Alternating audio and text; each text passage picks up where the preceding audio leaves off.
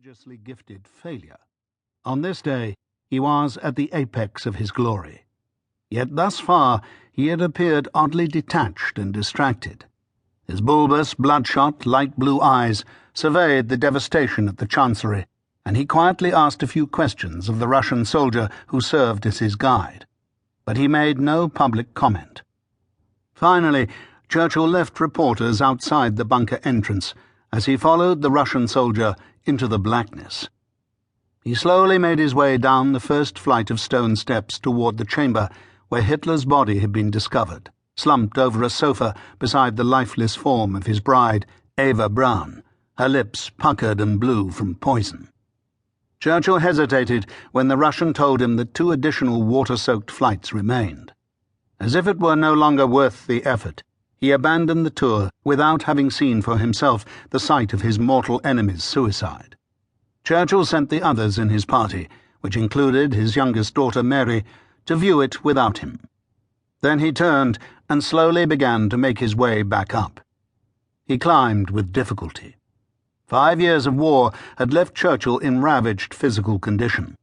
In 1941, he had suffered a heart attack, the first of several episodes of heart trouble. He had repeatedly been stricken with pneumonia. On one occasion, in 1943, he had lain at the brink of death at General Eisenhower's headquarters in Carthage.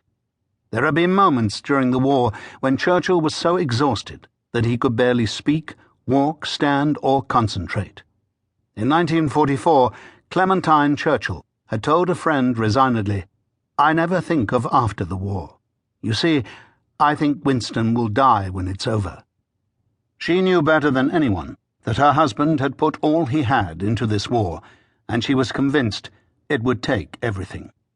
She had watched as, whatever the state of Churchill's health, the phones kept ringing and the red boxes laden with official papers were rushed in.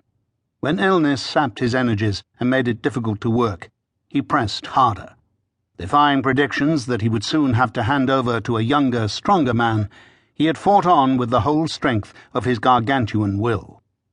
Lady Violet Bonham Carter, a friend of 4 decades, feared what the last pull up the hill must have cost him.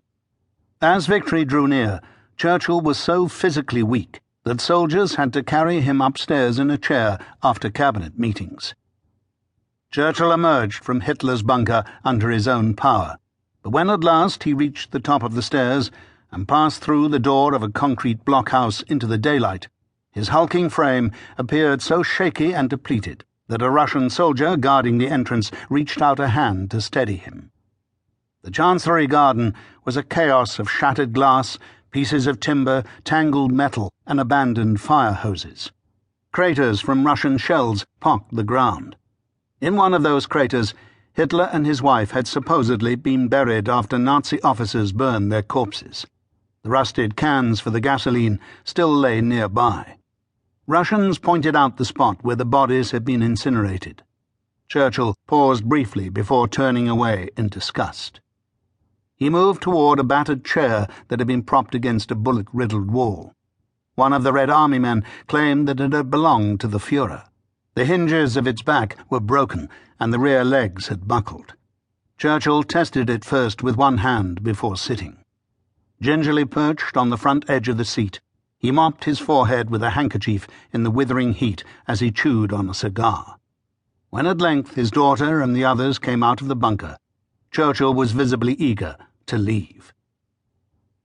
In front of the Chancery, he was met by a cheering crowd of sightseeing British sailors and Royal Marines.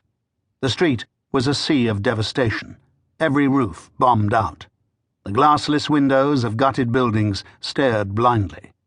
Despite the applause that greeted him, Churchill's mind was in turmoil.